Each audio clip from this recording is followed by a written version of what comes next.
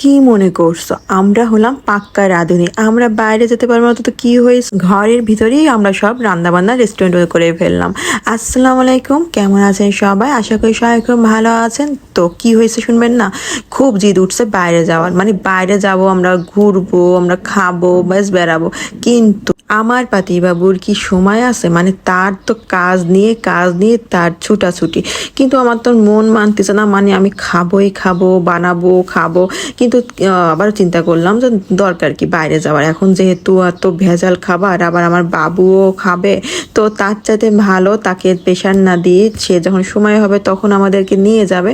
তো বাসাতে একটু রান্না বান্না করি, যাতে করে আমার একটা ব্লগিং হয়ে যাবে, আমার রান্নার রেসিপিটা আপনাদের সাথে শেয়ার করা হয়ে যাবে। তো এই জন্য আর কি এই বাসার ভিতর ছোট্ট একটু আয়োজন। তা আবার হঠাৎ করে মানে ভাবা যায়, মানে সন্ধেবেলা আমার মাথায় উঠছে যে এসব খাবো, তো আমি দুপুরবেলায় টুকটাক করে একটু গুছায় রাখলাম, পরে এই যে বসাই দিলাম। তা আমার ছেলে তো আনন্দের শেষ নেই। তার ভিতরে আবার কি হয়েছে, আমার রান্নাঘরে একটা লাইট গেল নষ্ট হয়ে।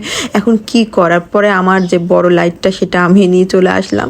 আসলে আমি ওই লাইটটা ব্যবহারই করি না, বলতে গেলে কি আমার হচ্ছে লাগেই না। রান্নাঘরে এত আলো থাকে, তার উপরে একদম ফকফকা থাকে, তো ওটার দরকার হয় না। কিন্তু এখন তো দরকার, কারণ রাতের বেলা তো লাগালাম, হয়তো আজকে ভিডিওটা একটু অন্যরকম লাগতে পারে, তাই না? মানে আলোটা বেশি লাগতেছে আর কি। তো এই হচ্ছে অবস্থা। তো এখানে হচ্ছে আমি ফ্রাইড রাইস করবো, তার জন্য তো আগেই দেখালাম সব কিছু টুকটুক করে ফেলছি। আর পাশের চুলোতে আমি দিয়ে ফেলছিলাম মানে চিকেন ফ্রাইটা করার জন্য। তো আমি আগের থেকে চালটা হালকা সিদ্ধ, মানে প্রায় একটু কাঁচা কাঁচা অবস্থায় নামায়, কিন্তু এটা ঠান্ডা করতে আমি দিয়ে দিছিলাম।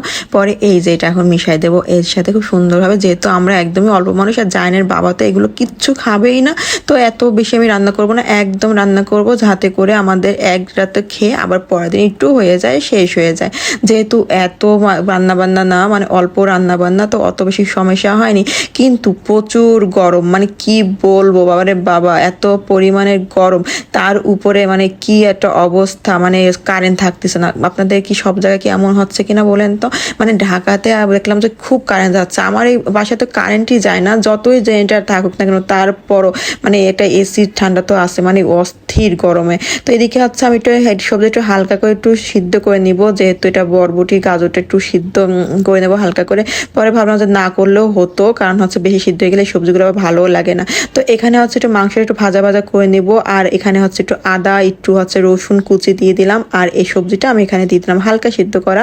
আর ক্যাপসিকামটা তো আমি আগের থেকে সিদ্ধ করিনি, কারণ এটা এমনিতেই গলে যায়। তো আর এটা রান্না বান্না আমার প্রায় শেষের দিকে। পাশে আমি আবার একটা চিকেন উঠে আবার বসায় দিছি। আর এই পেঁয়াজ, এটা আমার কাছে ভীষণ ভালো লাগে, মানে এভাবে করে পেঁয়াজটা না আমার খেতে ভীষণ ভালো লাগে। আর এখানে আমি এটা টমেটো নিয়েছি একটু গোলমরিচ, এই তো এটা দিয়ে দিলাম। আর এখানে হচ্ছিল দিলাম তেঁতুল, আর একটু ঝালটা যেহেতু একটু বেশি করে দিব, এটা ঝাল ঝাল না হলে তো আর মজা না, অনেকটা সাদা সবজি করে, কিন্তু আমি ওইটা করবো না, আমার এটা বেশি ভালো লাগে। এই ভিতরে একটু তিল দরকার ছিল, কিন্তু আমার বাসাতে আমি দেখি যে তিল নাই, তো আমার সমস্যা নেই, এটাও একটা আর একদিন দেখাই দিব রেসিপিটা। তো এখানে টমেটো সসটা দিয়ে দিচ্ছি, দিয়ে ব্যাস এটা একটু পানি দিয়ে হালকা জালে বসাই দেবো, একটু ঝোল ঝোল থাকবে ব্যাস। চিকেন ফ্রাইয়ের সাথে না, ফ্রাইড রাইসের সাথে এটা না হলে কিন্তু একদম হয় না, কিন্তু অনেক মজার হয়ে যায়, মানে খাওয়াটা জমে যায় আর কি। তো একটু লবণ দিলাম, তারপর একটু চিনি দিলাম, দিয়ে আমি এটা ব্যাস হয়ে গেল আমার নামানো। আর এদিকে হচ্ছে আমার বাবা তো রেডি হয়ে গেছে, মানে আমার বাবার সোনাটা রেডি হয়ে গেছে। তো বাবা সোনার জন্য প্লেট সাজাই ফেলছি, আর ওর জন্য লেগ পিসটা দিলাম। আমার ছেলে তো ব্যাস মাশাআল্লাহ।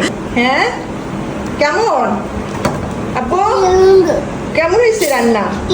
সত্যি কোক দিব? আচ্ছা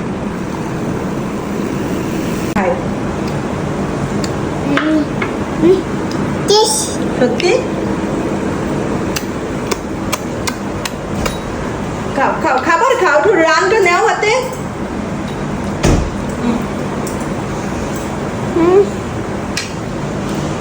তো আমার রান্নার সুনাম পেয়ে গেলাম, তো আমার সোনা পাখির মুখে যেহেতু ভালো লাগছে, তো ব্যাস এই রান্না আর খারাপ হইতেই পারে না।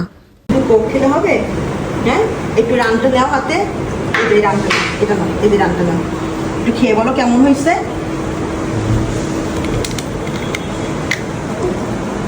কেমন সত্যি সত্যি করে বলো, মার রান্নার টেস্ট হয়েছে আমার সোনা? ঠিক আছে।